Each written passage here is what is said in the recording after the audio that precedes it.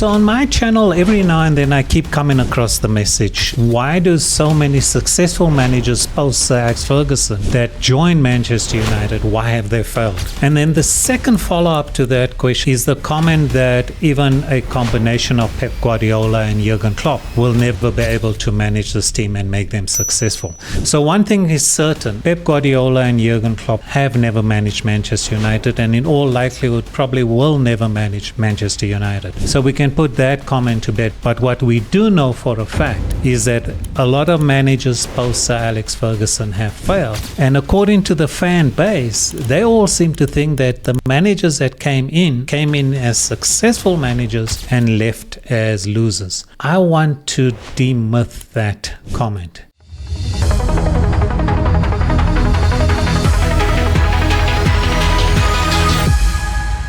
So Ferguson took charge in November 1986, and over the next 27 years, the club literally grew around him. He was in charge of everything. Everybody walked to the beat of his drum. Everything he did, people followed. But literally the club grew around him, and he grew into that role where he was the ultimate manager of everything Manchester United. And everybody followed what he said. And it was very evident that when Sir Alex Ferguson stepped down, that holes started to appear.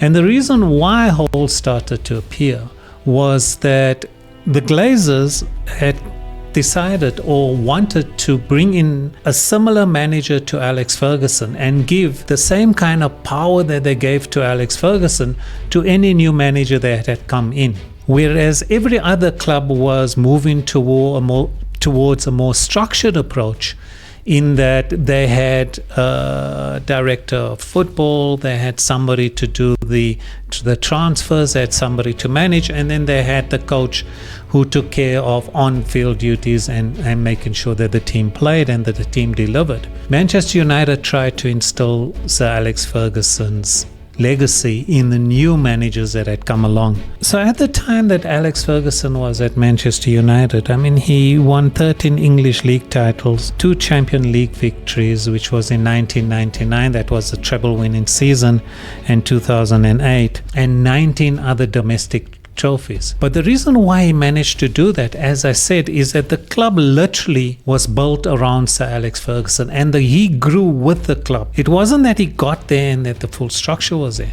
And he was also lucky that he had Martin Edwards initially as his chairman, and that he could then build with Martin Edwards, and they could build to something that was very successful, as it turned out to be. But there is a myth that every manager that had come into Manchester United was successful when they joined Manchester United and then left as failures. I want to prove to you that that's not quite the point.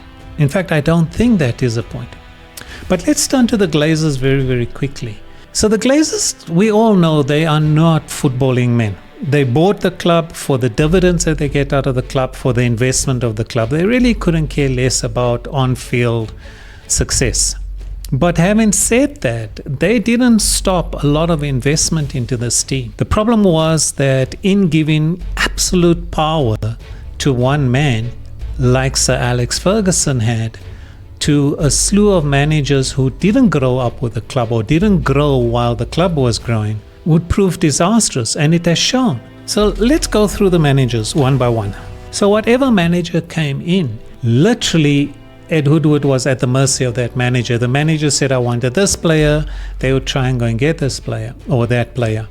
And they went after players that were either too old with a reputation, or they went out of the players that was past their sell-by date. And it really didn't work, purely because they didn't have a strong top structure. So let's explore the succession of so-called top managers who came in after Sir Alex Ferguson as successful managers and then left as failures.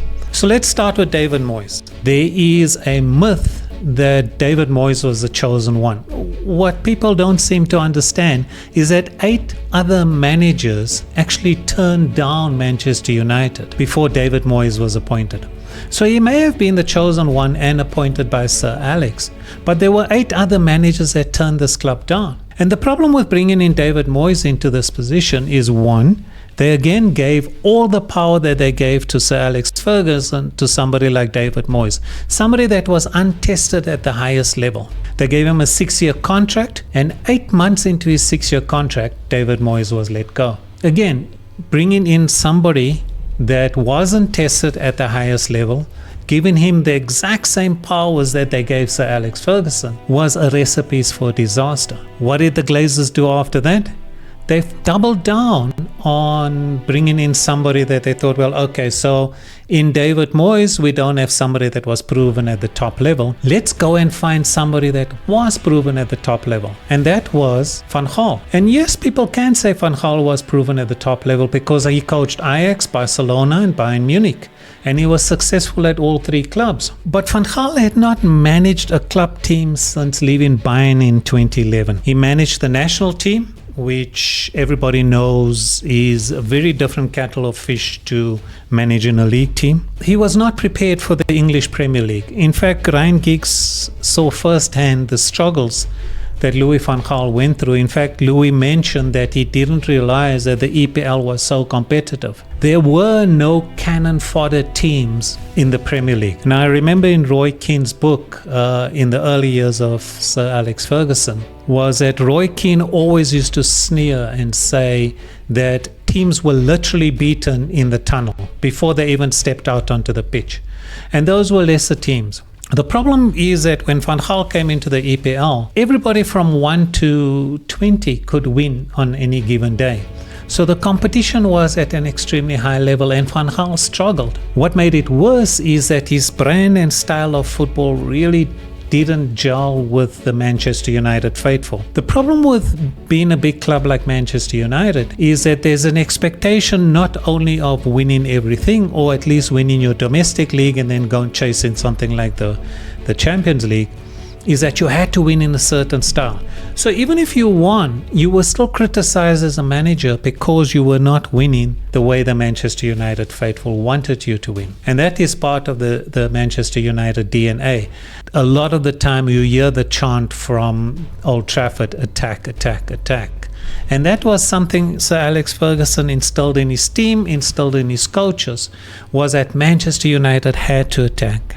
So Van Gaal found the intensity very, very difficult to cope with. It was not a surprise that after he won the FA Cup, he was actually fired. But the reason why he was let go wasn't because of his brand of football, which was boring in any case.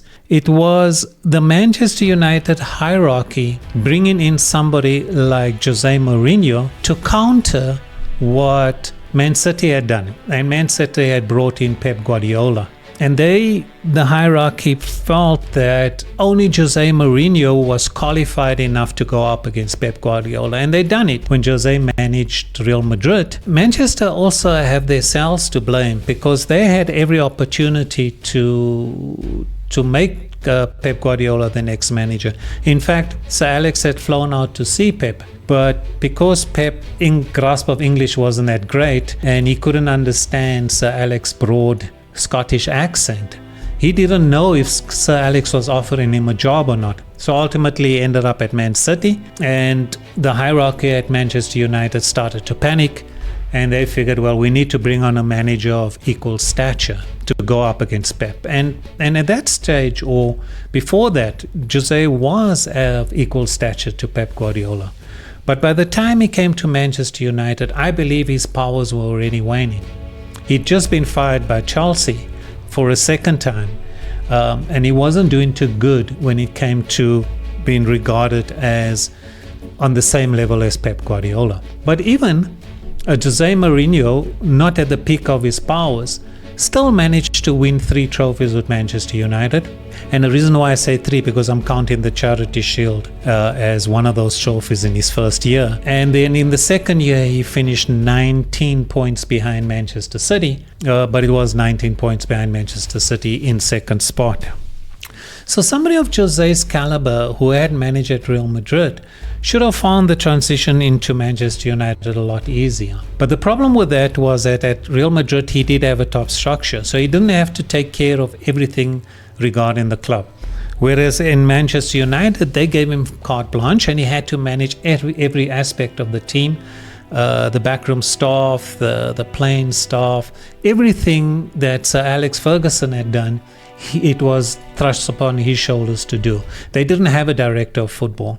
And ultimately, Jose failed. And the reason why Jose failed is because Jose is the type of manager, and he started to show those tendencies that in his first year he's good, in his second year there's rumblings of discontent, and in a third year everything falls apart where he leaves. And the reason why I say he was on a downward slide was that he joined Spurs, wasn't successful, was fired.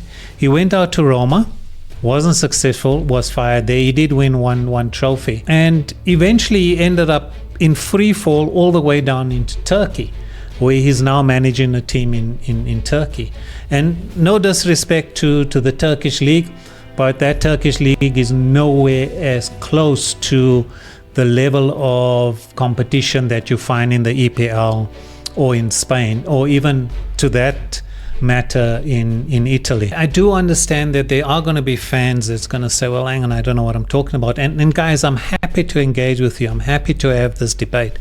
But if you open your eyes and you think about it logically, if Jose was at the level of a Pep Guardiola or any of the other top managers in the world, he wouldn't be languishing in the Turkish league at this moment in time. I think probably his next managerial role will have to be a national team. I don't believe he has the capacity to manage at club level anymore. So when Jose was fired in an effort to bring stability to the club and put smiles back on faces, the Glazers turned to Ole Gunnar Solskjaer, a legend of the club. And when Ole came in, yes, there was the immediate manager bounce, and he was only supposed to come in as an interim manager. But after he won at PSG, there were calls from the fans and pundits like Rio Ferdinand, who said, no, give the job permanently to Ole Gunnar Solskjaer. In fact, Rio coined the phrase, now Ole is at the wheel, give him what he wants, let's tear up the contract talks, and Ole is the man that will take this club forward. How wrong Rio proved himself to be. But where the problem came in again is that they gave all the power to Ole Gunnar Solskjaer. They gave the same power that Alex Ferguson had, the same power that Louis van Gaal had, the same power that Jose had, and they gave it to Ole Gunnar Solskjaer. This is somebody that was not geared to manage a club of Manchester United size, let alone step into the role that Sir Alex Ferguson had. And it proved too much for Ole. It also proved that you can't just bring in a so-called legend who doesn't have the respect of players. Initially there was some respect, but then players started to run right over Ole. And he really didn't have control of that team. Case in point was Paul Pogba. Paul went and had a knee surgery, even though he didn't even let Ole know that he was going to get the knee surgery. They knew that he needed a knee surgery, but Pogba didn't ask permission, got the knee surgery, buggered off to some other country and did his rehab there. And whenever everybody asked Ole where Pogba was, you could see that Ole really didn't have a clue. And it came across that Pogba really didn't respect Ole's opinion to ask him or to ask for permission. It's something you don't do to Jose, something you don't do to Alex Ferguson. I don't even think it's something that you do to Van Gaal. But the fact that it was Ole, they could do what they wanted to do. Now, in Ole's 2 seasons, he finished third and he finished second. And going into the following season, there was this feel-good feeling that Manchester United would eventually challenge. And this was a season where they were going to challenge. But then they brought in Ronaldo. Now, guys, I'm not saying that Ronaldo is the wrong choice. I'm saying that at that particular case or that particular point in time, Ronaldo was not the right choice for Manchester United. Ole played on the break, and that's what Rashford and everybody else were doing, is that they were all running beyond playing on the break. As soon as they brought Ronaldo in, Ole had to change that team's style of play, because he couldn't play on the break anymore because Ronaldo didn't have the pace. And what made it worse is that the stature of somebody like Ronaldo, or the stature of Ronaldo, dictated that he would dominate what was happening around him. And you could see it in Manchester United's style of play. even if there was a player open on the right-hand side, they would try and force the ball into Ronaldo. He'd be covered by 2 or 3 defenders, and they'd still try and force the ball into him, even though there was a player open. Yeah, Ronaldo scored a hatful of goals in his first season, but it was to the detriment of the team because everything centered around what Ronaldo was doing. And you could see it. Bruno's game took a massive dive, and the rest of the team struggled to replicate what they'd done in the previous season under Ole. And I think a more forceful manager, or manager with more authority, probably would have turned down bringing in Ronaldo, because he did drop Ronaldo in one game, which was against Everton. And there was this huge outcry, in fact, where Alex Ferguson said he wouldn't drop somebody like Ronaldo. And because Ole had so much respect for Alex Ferguson, he didn't drop Ronaldo again after that. But the reason why he dropped Ronaldo against Everton, because he wanted to get back to playing on the break. And he couldn't do it with Ronaldo in the team. Not having the authority, not having the knowledge, and this started comments of that Ole Gunnar Solskjaer is a PE teacher, which I thought was a little bit unfair, because no PE teacher would end second or third. But my point I'm trying to make is that this was no top manager, like the fans were trying to convince me that every manager that comes into Manchester United is a top manager and then leaves in the end. So in my opinion, Solskjaer didn't have the tactical or managerial acumen required to take United to the very top. And after a 5-0 thrashing by Liverpool, Ole was on his way out of Old Trafford. They did bring in Ralf Rangnick for 6 months, and I'm not going to go too much into the Ralf Rangnick reign, purely because 1, it was 6 months, 2, he was the interim manager, and the players knew it. They actually downed tools playing for Rangnick. He tried to play the press. They literally played one game for 15 minutes where they pressed, and then after that, that was it. The team just refused to play for him. In fact, the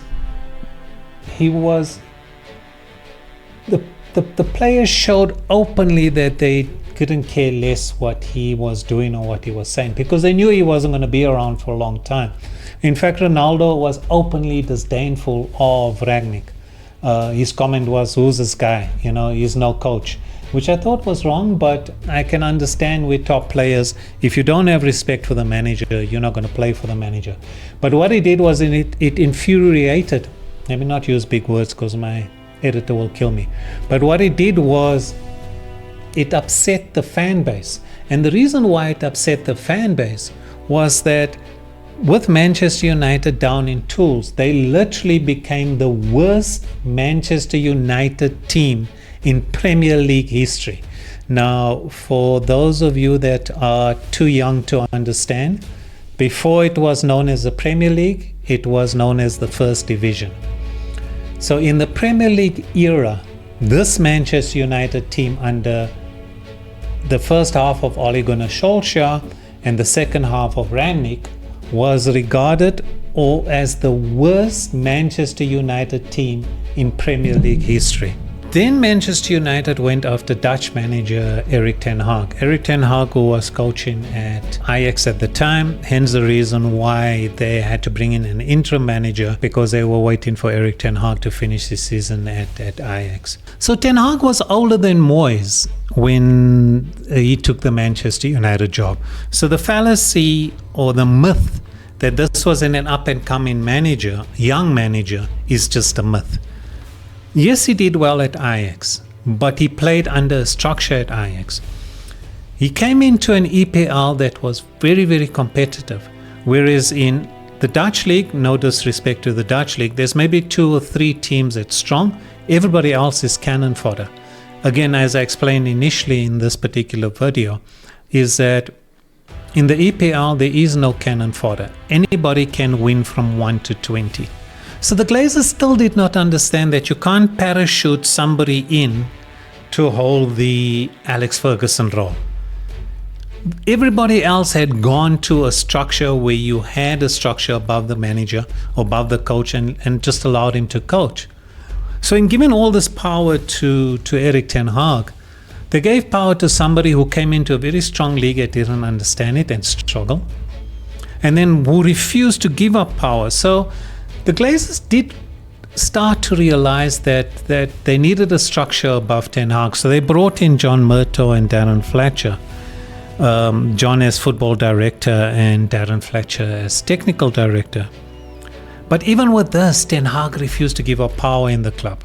And then when Ineos came in and they brought in Wilcox, Barada and Dan Ashford, Ten Hag fought against that as well, and he didn't want to work within that structure. And eventually he was forced to work in that structure, but that was only because he really didn't have a choice. So the struggle in trying to run Manchester United the way Sir Alex Ferguson ran Manchester United started to have its toll on Erik ten Hag. And guys, don't get me wrong. I understand. Yes, he won a trophy in his first season and finished third. But the season he won the FA Cup, he actually finished 8th. And in that season, it was the worst season of any Manchester United team. Worst start to a season of any Manchester United team. He then went on to better his record of the previous season by having an even worse start. And by the time he was eventually let go, the team was languishing in 14th spot. Now, I'm not going to expand on Erik ten Hag's tenure at the club. I've got videos all over my channel where I've stated that I don't believe that he was the right man for the job. If you want to go and have a look at those videos, you can go have a look at those videos. But I have no doubt that Erik ten Hag could be a good manager, and maybe is a good manager in other leagues. He's not a good manager in the EPL. It is just too competitive. So now we have Ruben Amorim at the club. So this is Ineos' first appointment. But I think Ineos finally realized, well, or maybe they always knew it, that there is a realization that you can't parachute somebody in and give them the Alex Ferguson job. So Ruben Amorim is now a coach, and everybody else above him is responsible. There's somebody responsible for bringing in new players. There's somebody responsible for different structures within the club. All Ruben has to do is coach. And yes, there's one or two other things that he needs to take care of, but ultimately his job is to coach. So he's got a structure above him. He's from the Portuguese league with a good pedigree, up and coming manager who has played the game at the highest level. He even represented Portugal at national level. I do believe that he will be given time by Ineos, because he's saying the right team, but he'll also be given time by the fans. So the one thing I can say about the fans, and I do see it in the comments on my channel, is that the fans do stick with their managers, and rightly so. You should stick with the manager, irrespective of who the manager is coming in. You should stick to the manager. You should give the manager the chance and give him every chance to succeed. And when things are not going well, eventually, then you can start questioning what is going wrong. But initially in the start, you have to back them. The same thing with players coming in. You have to back you players that's coming in and give them a chance. I know a lot of people wrote Xerxes off, but you have to give his players a chance. I am critical of somebody like De Ligt. And the reason why I'm critical of somebody like De Ligt is I believe he's as one-paced as Harry Maguire. Now, a lot of you are going to have a go at me because of that, but think about it this way. Look at it logically. If De Ligt was as good as people are saying he is, he would have succeeded at Juve and he would have succeeded at Bayern. He didn't. And also, when they sold him, they didn't sell him for much. He didn't go at Van Dijk numbers. Now, if you're looking for a centre-back with pace and poise and the ability to get back, that is somebody like Van Dijk. And that's the reason why Van Dijk, I think, nearly cost 100 million. So you can't tell me that De Ligt is in the same mold as the Van Dijks of this world, or even as somebody in the same mold as Rio Ferdinand or some of the centre-backs that Manchester United enjoyed, somebody like Vidic. He's not that type of player. And maybe time will tell. I'm hoping, trust me guys, I am hoping that he proves me wrong. That he proves all and sundry that he is a good player and that he does have a long-term career at Manchester United. The problem is Ruben plays 3-4-3 And if your three centre backs are not mobile enough, he's going to replace him. And with Yarrow getting fit, it's going to be interesting to see who Amorim's starting centre backs are going to be. There you have it, guys. There is, in my opinion, I've just gone through all the managers, and I've proven to you guys that none of those managers were great managers when they came in. They may have been great before they joined Manchester United, but by the time they got to Manchester United, they were all on the downward slide, except for Ruben Amorim.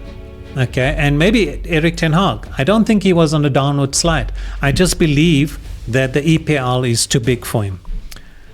But one of the things that, like I said, fans will do is that they will give Amorim every chance to succeed. But what I also believe is that no matter how successful Amorim is, I don't think his mandate is to dominate English football. I think those days of dominating English football is the way Sir Alex Ferguson did, is long gone. In Alex Ferguson's time, he had possibly two teams to worry about. Initially, it was Arsenal.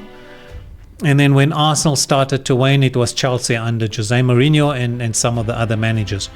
Today, there are literally 4 or 5 teams that Ruben will have to contend with. Your Man Cities, your Liverpools, your Chelseas, your Villas, your Spurs of this world. Even Brighton, Bournemouth doing exceptionally well. So the era of domination, I think, is gone. Unless you have the type of money that Pep Guardiola has access to. Now, whether that money is legal or not, whether they meet in financial fair play, the investigation into Man City will eventually show up and will let us know whether Manchester City cheated or not. But there's 118 charges against him, and I do believe that they are going to be punished for it.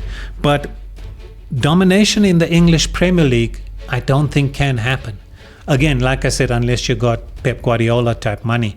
And the reason for that is that the type of money that's coming in through television deals literally makes every team very, very strong. And it's very difficult to step out onto the pitch knowing that you would win against a particular team you're playing, whether it's team in the top or whether it's team at the bottom. So what above has proven that the so-called top managers were literally in decline, and that they were on their way down. But I'm also willing to concede that the club structure failed these managers, and who knows how different it would have been for these managers if there were a decent top structure, if the Glazers didn't put an idiot like Ed Woodward in charge. But by that same token, every manager that had come in wanted Sir Alex Ferguson type power, and would they be willing to give up that power? Ten Hag proved that he wasn't willing to give up that power. They literally had to force him out of the door. Thanks for hanging out, guys. This is Insight with Zaid. Cheers.